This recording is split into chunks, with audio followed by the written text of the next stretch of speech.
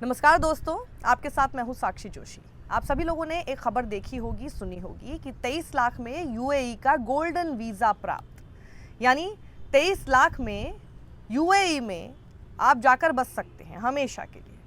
अब आप कहेंगे कि साक्षी ये खबर तो आपने भी दिखाई थी। बिल्कुल सही, ये खबर मैंने भी दिखाई थी और मेरे खबर का सोर्स वही था जो आपने तमाम, चाहे इंडियन एक्सप्रेस हो, जनसत्ता हो या फिर न्यूज़ चैनल्स हो, उन पर देखा था।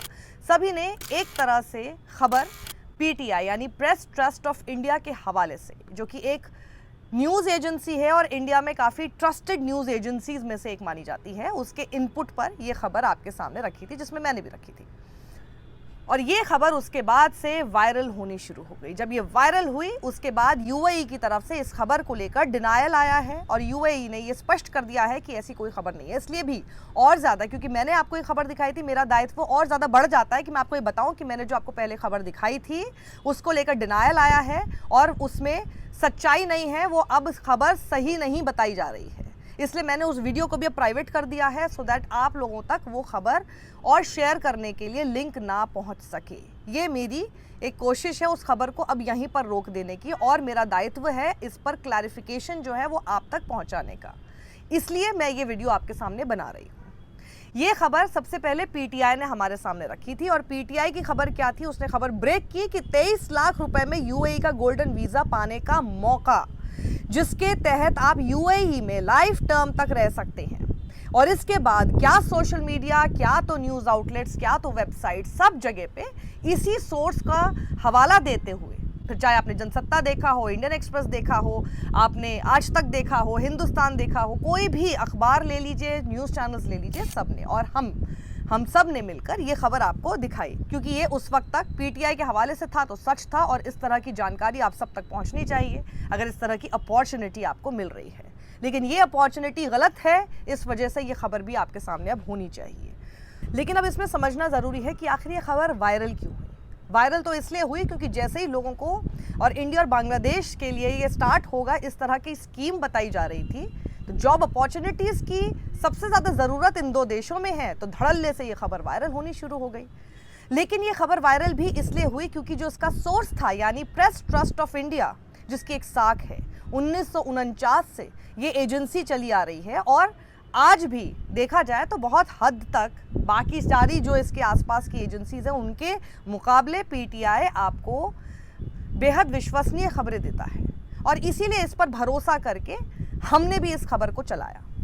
और ऐसा नहीं है कि किसी रिपब्लिक भारत या टाइम्स नाउ के हवाले से हमने आपको खबर दिखा दी हो, वो तो कभी होगा नहीं। जिसके लिए इंडियन एक्सप्रेस ने देखिए कितना बड़ा एक एक्सप्लेनर आपके सामने छापा है। इंडियन एक्सप्रेस के हवाले से भी मैं आपको कितनी बार खबरें दिखाती हूँ, बिकॉज इंडियन एक्सप्रेस को मैं एक क्रेडिबल न्यूज़ सोर्स मानती हूँ, जैसे कि मैं द हिंदू को एक क्रेडिबल न्यूज़ सोर्स मानती हूँ। उसी तरह से पीटीआई न्यूज़ एजेंसी भी उसी में है।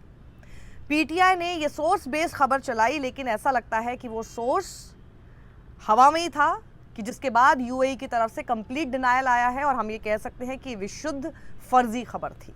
और अब पीटीआई ने भी जब ये डिनायल आया है उसके बाद देखिए क्या लिखा है। ये खबर आपके सामने रखी है, breaking news, UAE authority denies reports related to golden visa rules.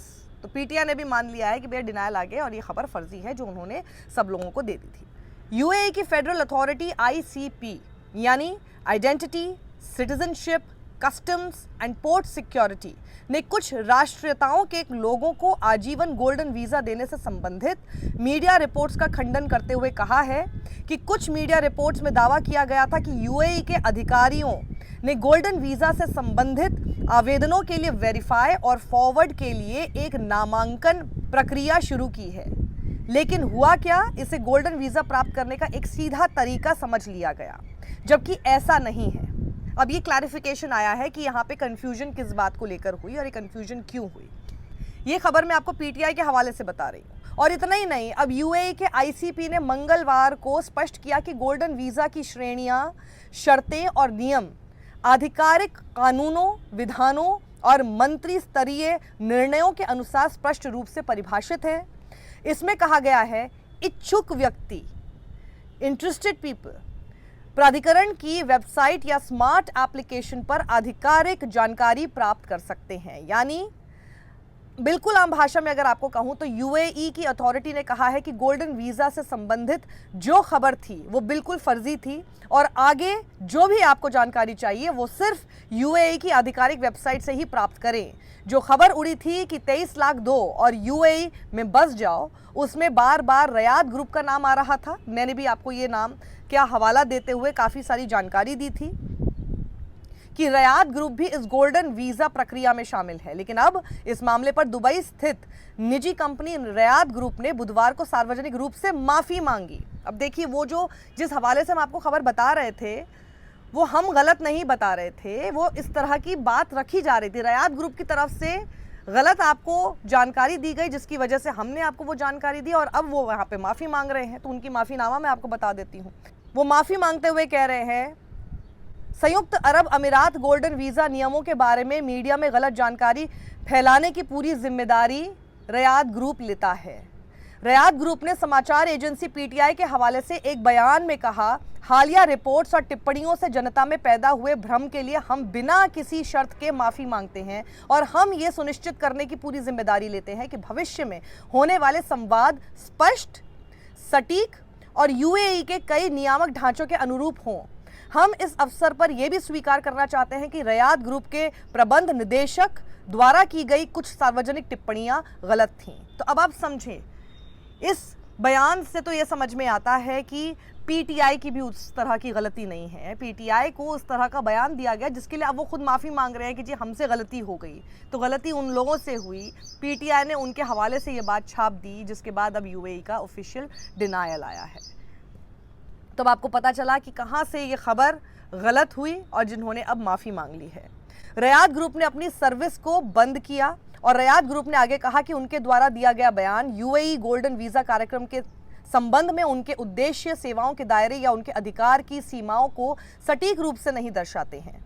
Company ने अपने बयान में आगे कहा, सुनिए इसको, पूरी स्पष्टता के साथ दोहराना चाहता हूं, वर्तमान में no guaranteed visa, fixed price program या आजीवन यूएई निवास जैसी सुविधा उपलब्ध नहीं है और रयाद समूह ऐसी किसी भी व्यवस्था की पेशकश, भागीदारी या समर्थन नहीं करता है।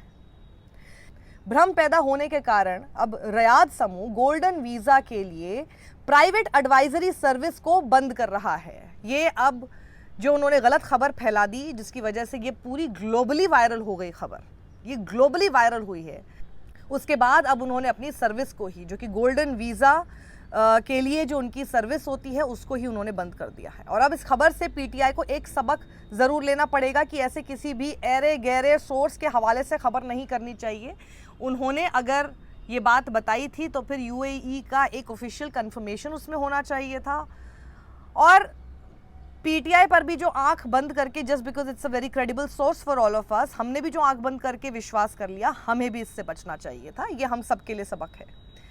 कितनी कोशिश करते हैं कि गलत सोर्सेज के हवाले से आप तक खबर ना पहुंचे, लेकिन उसके बाद भी जिसे हम क्रेडिबल मानते हैं वहां पर भी इस तरह की चूक हो जाती है, जिसके कारण हमारी तरफ से भी शायद लापरवाहियां हो जाती हैं। शायद हमें भी इस बात का ध्यान देना चाहिए था कि पीटीआई ने जिसके हवाले से खबर आपके सामने रखी है, क्या उसमें यूएई का ऑफिशियल कंफर्मेशन था या नहीं। और ऐसा करने से क्या होता है कि इस तरह की एजेंसी, जिसको हम बहुत क्रेडिबल सोर्स मानते हैं, बहुत पुरानी, सबसे पुरानी एजेंसी यही है और हम उसके क्रेडिबल सोर्स हमारे लिए मानते हैं, और हम सब पत्रकारों को भी एक सोर्स की खबर आपको देनी होती है और इसीलिए हम कोशिश करते हैं मोस्ट क्रेडिबल सोर्सेज से आप तक खबरें पहुंचाएं। कितनी मेरी स्टोरीज जो मैं आप तक पहुंचाती हूँ वो इंडियन एक्सप्रेस अखबार के हवाले से पहुंचाती हूँ, द हिंदू में, क्योंकि मानते हुए कि अगर उसमें छपी है बहुत हद तक वेरीफाइड न्यूज़ होगी, बिकॉज उनका एक क्रेडिबिलिटी लेवल बाकी और सारे अखबारों के कंपैरिजन में बहुत ज़्यादा है और उनके हवाले से हम आपको वो खबर बताते हैं। उसी तरह से पीटीआई उन न्यूज़ एजेंसीज़ में से एक है और ये खबर हर तरफ से सच मानी गई थी। अब आप देखिए, जब इस पर वीडियोस बनाए गए, जब हमने वीडियो बनाया, हमने आपको अपॉर्चुनिटीज़ बताई, किस तरह से अप्लाई कर सकते हैं, क्या है ये पूरा प्रोग्राम, ये बताया। वहीं राइट विंग ने भी इस खबर को सच मान लिया था। सच मानते हुए भी वो अलग बात है कि वो अपना ओपिनियन आपको देना चाह रहे थे। कुछ लोग ऐसे कर रहे थे कि एक ट्रैप है, कुछ लोग आपको बताने की कोशिश कर रहे थे कि ये देशद्रोह माना जाएगा, जो भी है, लेकिन खबर को तो सच ही मान रहे थे। तो ये एंटायरली इस खबर को सच मानते हुए भी अलग अलग ओपिनियंस आप लोगों के सामने आ रहे थे। लेकिन दिक्कत ये थी कि जब कोशिश की गई अप्लाई करने की, तब देखा कि ऐसा तो कुछ है ही नहीं, कहीं पे भी कोई प्रोविजन नहीं है, और उस बीच में यूएई की तरफ से डिनायल आ गया। अब आप लेकिन एक और बात सोचिए कि किसी भी खबर को वायरल कौन करता है? जनता करती है। किसी खबर के अंदर जब उस तरह का सब्सटेंस होता है या फिर उनका इंटरेस्ट होता है, उसको वायरल किया जाता है, उसको लोग शेयर करने लगते हैं। इससे एक बात और समझ में आती है, ये आर्टिकल आप पढ़िएगा और ये बिल्कुल सही तरीके से बताता है कि कैसे, इसका मैं डिस्क्रिप्शन बॉक्स में लिंक दे दूंगी, कि कैसे ये खबर ज़रूर झूठी होगी, अनरियल होगी, लेकिन भारत में कैसे जॉब अपॉर्चुनिटीज़ की इतनी कमी है कि लोग धड़ल्ले से इस गोल्डन वीज़ा को प्राप्त करने के लिए तरीके ढूंढ रहे थे, उतावले हो रहे थे जाने के लिए। इससे एक तरह से यहाँ पर सब कुछ चंगा सी का जो एक नैरेटिव चलाया जाता है वो एक्सपोज होता हुआ नजर आता है। इस वीडियो को ज़्यादा शेयर कीजिएगा। उस वीडियो को तो मैंने हटा दिया है। ये वीडियो, अगर वो वीडियो कई लोगों तक पहुँच चुका था तो ये एक क्लैरिफिकेशन भी ज़रूर पहुँचना चाहिए, इसलिए इसे ज़्यादा से ज़्यादा शेयर कीजिएगा। सत्यमेव जयते।